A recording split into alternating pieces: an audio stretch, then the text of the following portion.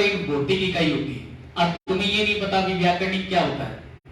काल जो होता है ना, इसका मतलब होता है घटना जो घटित हो, और समय जो होता है वो टाइम बताता है। वो समय क्या बताएगा?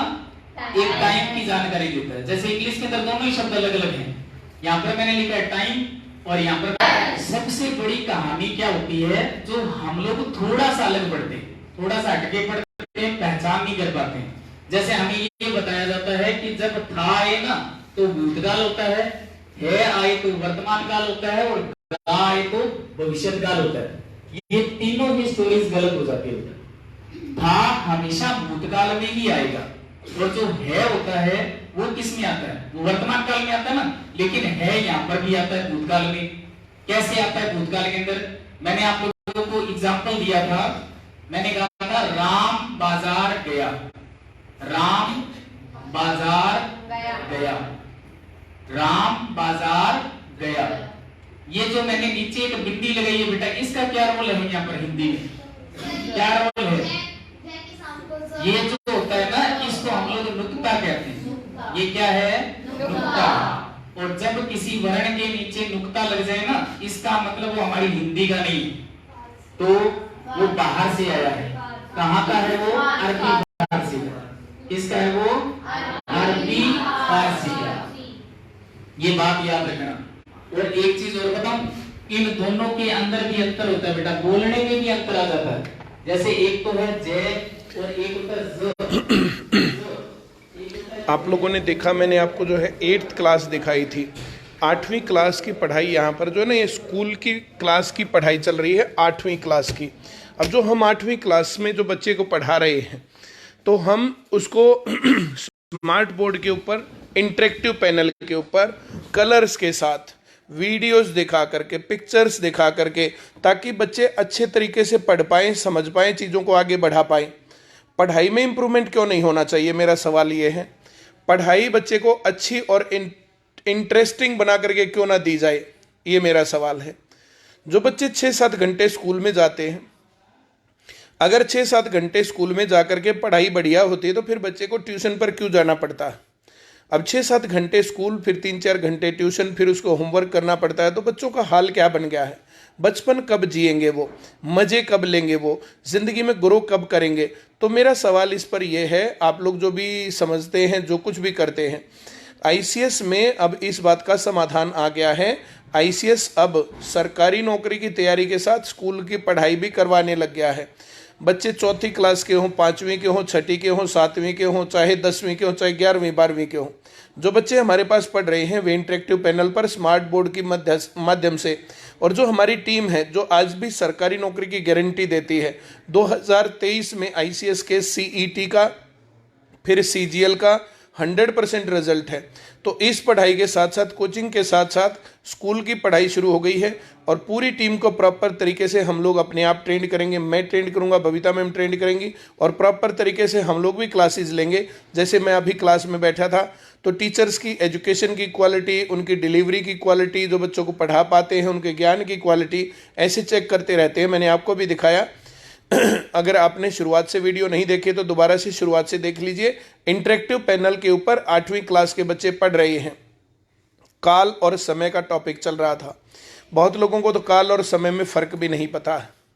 तो हम लोगों के वे टीचर जो बच्चों को पढ़ा करके नौकरी की गारंटी देते हैं, वे बच्चे स्कूली लेवल पर भी पढ़ाएंगे, और इस स्कूली लेवल पर पढ़ाने के साथ साथ अपनी टीम को जो है तैयार करेंगे, ताकि एक अच्छा भविष्य भारत का बन पाए, लोगों का भविष्य बन पाए। आपके बच्चे को पढ़ाई बोझ ना दिखे, अच्छे तरीके से इंटरेस्ट से पढ़े, तो हमारा स्कूल चालू हो गया, हमारी पढ़ाई चालू हो गई है। और हमारी इस पढ़ाई में, जो ये स्कूल की पढ़ाई है, इस स्कूल की पढ़ाई में पढ़ाई अब बच्चों को बोर नहीं होने देगी। अब बच्चा हर रोज़ ये कहेगा कि छुट्टी क्यों कर दी, अब हमें जाना है पढ़ने के लिए, सेंटर में जाना है। तो उस पढ़ाई के लिए आप लोग हमारे से मिल भी सकते हैं, बातचीत कर सकते हैं। 9053002040, ये हमारा आईसीएस कोचिंग सेंटर का नंबर है। और स्कूल की पढ़ाई के लिए, जो स्कूल वाली पढ़ाई है, ट्यूशन्स जो चल रहे हैं, जो स्कूल का एजुकेशन चल रहा है, जो नॉन अटेंडिंग का काम चल रहा है, उसके अंदर 9053000999 RTE, राइट टू एजुकेशन के तहत कोई भी आदमी अपने बच्चे को कहीं भी पढ़ा सकता है। इसमें कोई दिक्कत नहीं है, कोई गैर कानून नहीं है। ना तो बच्चे का पढ़ना गैरकानूनी है और ना बच्चे को पढ़ाना गैरकानूनी है। कोई भी आदमी अपने बच्चे को कहीं पर भी कैसे ही पढ़ा सकता है और उसका फ्यूचर बनवा सकता है। बात है ज्ञान की, अगर ज्ञान सही है तो फिर सारी बातें सही हैं, फिर कोई दिक्कत नहीं है। थोड़ा सा बोलोगे? बबीता मैम भी आ गई हैं। बबीता मैम स्कूली एजुकेशन के ऊपर थोड़ी सी बातें बताएंगी और वैसी पढ़ाई के ऊपर भी बातें बताएंगी। Good evening everyone. उम्मीद करती हूँ सभी लोग फिट एंड फाइन होंगे और सब लोग अपनी तैयारी भी कर रहे होंगे, लाइफ को एंजॉय भी कर रहे होंगे। देखिए, एक बात तो सच है कि पढ़ाई में कहीं ना कहीं कोई ना कोई कमी है हमारे में। एजुकेशन सिस्टम, जो एजुकेशन है वो तो हमेशा ही अच्छी होती है, लेकिन उसमें जो सिस्टम में जो चीज़ें हैं वो रोट लर्निंग को, क्रैमिंग को, चीज़ों को रट लेने से अच्छे नंबर लाने को ज़्यादा इंपॉर्टेंस दी जाती है, बजाय इसके कि बच्चे में बहुत सारी स्किल्स डेवलप हों, वो ग्रुप डिस्कशन का पार्ट बन सके, वो अपनी क्लास को लीड कैसे करे, वो किसी ग्रुप को लीड कैसे करे, वो कैसे बेझिझक अपने विचारों को लोगों के सामने रख पाए। तो ये सब चीज़ें एक बेसिक पर्सनालिटी की ज़रूरत हैं। जैसे हम देखते हैं इंडिया में पढ़ाई लिखाई के बाद भी आप देखिए, जब भी कभी इंटरव्यू की बात आती है, मैं दूर नहीं जाऊंगी, आजकल केवीएस के इंटरव्यूज की तैयारी के लिए लोग भाग रहे हैं इधर उधर। तो ये देखिए, कहीं ना कहीं इंटरव्यू की जो तैयारी करनी पड़ती है, इसका भी कारण यही है कि हम लोग वो स्किल्स जो जरूरत है बीइंग अ टीचर, अब जैसे जिसको केवीएस में नौकरी चाहिए और टीचर लगना है, तो टीचर में भी कुछ बेसिक नीड्स हैं टीचिंग प्रोफेशन की। जैसे आप कॉन्फिडेंट हो, आपकी आवाज़ बुलंद हो, आपकी आवाज़ जो है 30-35 बच्चे, 40 बच्चे जिस कमरे में बैठे हो, वहाँ आपकी आवाज़ लास्ट बच्चे तक पहुँचे, क्योंकि हर स्कूल तो माइक नहीं देगा। इनफैक्ट 12वीं तक तो स्कूलों में माइक वैसे भी टीचर्स यूज़ नहीं करते हैं। ये तो यूनिवर्सिटी लेवल पर जाके, जहाँ थोड़ा बहुत पैसा अच्छा यूज़ मिलता है सरकार से, कभी ग्रांट्स के नाम पे, कभी स्टूडेंट्स से फीस के नाम पे, वहाँ अफोर्ड कर पाते हैं। तो वहाँ बहुत सारी चीज़ें देखी जाती हैं। कहने का मतलब ये है कि इंटरव्यू जैसी चीज़ हर एक को अपनी लाइफ में फेस करनी पड़ती है और फिर उसको भागना पड़ता है इधर उधर। तो ये सब चीज़ें अगर बचपन से ही बच्चे के अंदर डेवलप कर दी जाएं, भीड़ के सामने अपनी बात कैसे रखनी है, बेझिझक होके कैसे अपने विचारों को दूसरे के सामने रखना है, कैसे आपका एक आई कांटेक्ट होना चाहिए, आपकी बॉडी लैंग्वेज कैसी हो। ऐसा भी ना दिखे कि आप बहुत ओवर कॉन्फिडेंट हैं या ज़्यादा स्मार्ट बनने की कोशिश कर रहे हैं, आप अपनी बात को किस तरह से रख सकते हैं। ये सब चीज़ें पर्सनालिटी का पार्ट होती हैं और इसमें कहीं ना कहीं एजुकेशन एक बहुत इंपॉर्टेंट रोल प्ले करती है। और आप देखेंगे जो बच्चे बचपन से जिनके ऊपर थोड़ा सा काम किया जाता है ना, वो यंग एज में ही कॉन्फिडेंट बन जाते हैं, स्मार्ट बन जाते हैं। हर बच्चे के अंदर प्रतिभा छिपी होती है।